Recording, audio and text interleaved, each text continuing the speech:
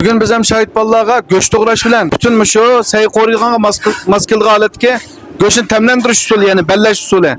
Onun da ki şu lagmen sayınınki lotansını yani şorpusunu, temini bir xillashtirish yani ta'mini tangshash usulini ko'rsatman yurakni berib bugungi darsimga diqqat qiling.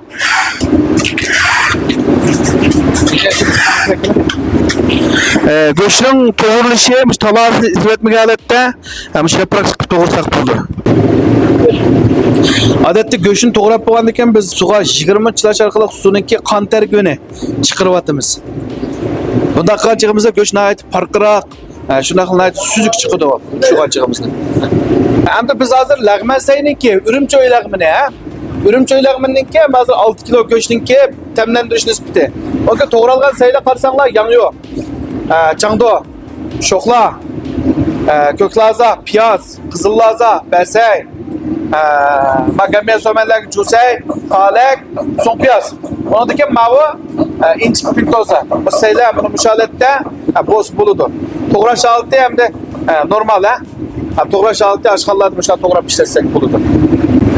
Bana mavi hazır 6 kilo göç. 6 kilo göçünki belleş usulü. Her 6 kilonun bir belli sanlar buldu. Cık belli varsanlar yazın gününe ısıp kurap kaldığı ahval oldu. Şu an 6 kilo ölçem. Sen hazır mavi göçün belleş için biz bana çüpi kıvet karanlar. Bana özde 100 gram kedik ya çüpi kıldık. Hem bununla 30 gram piyaz suyu. 30 gram piyaz suyu. 50 gram tuz. Gram 99%'lik sağlam boğan tutma. Boğan tuğtam cevri. Buma okşaşla 10 gram. 5 gram. Kava içinden 5 gram. Yani rasa irtibatımız karanlar. Duydun mu? Rasa irtibatımız. Ama yadiki piyaz temkuruşunun rolü piyaz göçünün ayeti iliktek yumuştuk berdi. Piyaz iliktek yumuştuk berdi. Temkuruşlarını aval göçki yüküzvatımız karanlı bana. Duydun mu? Arlak durma, obda arlak durma. Micivetme arlak durma. Mava erkandak çoğunsa, erkandak lagmen sayınınki korumuğa belleş usulü cuma. Mesela şovsavlağa, yengosavru, lazuru, goyuru diyendekiler tamamen şundak peyzi buludu. Mekandan tuxumu den 5 dal. Qaranglar ha. Mana.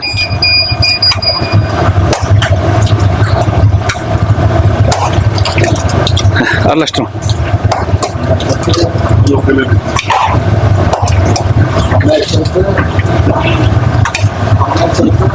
Piyazning roli bizning milliy tamoqlarda intayin ko'p. Shunga go'shtni ximiylik, tenjaji matlarni qo'shib yumshatishdan siz piyazı işlettiğiniz en evzel. Bunun da iki kasmış aslam temde var.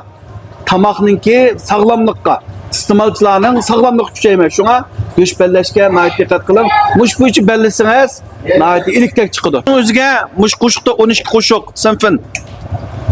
Sınıfının özü şinisi yığıp verdi. Materyalninki sütünün buzulup ketmesi mesela göçün materyalninki sütünün buzulmay esla altı çıkışıya yardım verdi. 50 gram sınıfın. Bavu demfin. Bu konak kırakmal deyimiz. Bu birde 3 nisbet buludu. 50 gram bo'lgan bo'lsa 150 gram katsanız buludu mesela. Qarang.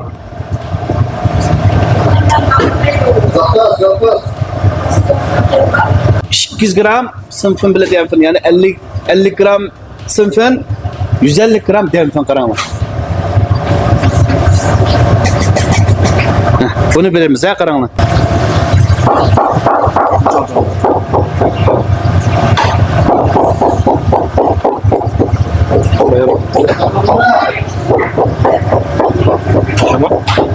Can yok, konuşağı can yok ara.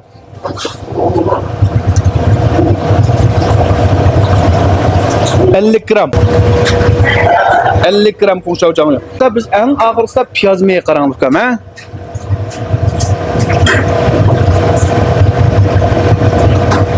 150 gram piyaz meye. Bunu vermez, bu hem de çaplaştırıp olmaydı o. Masalette belli kılınmış. Qaranlama göçke hem buyruq qorumsizlar manada. Öylagman qorumsizlar yoki shovsoq, say qorumsizlar. Qanday qorumni qo'rsanglar bo'ldi. Asosiy go'sht chaplashmaydi, ele shu go'shtni ko'rsanglar bo'ldi. Go'sht tamlik chiqdi. Hamda meni shogirdlarim men shuni o'zgartirib o'tmoqlar. Bulamda, ha? Mana bu bizniki har xil qorumlarni qo'shishtirgan göç belleş usulümüz. Ögünüp aldınız mı? Yürekni berip tarqıp turuň. Köplegen kendaşlarımız paylanıp kalsın.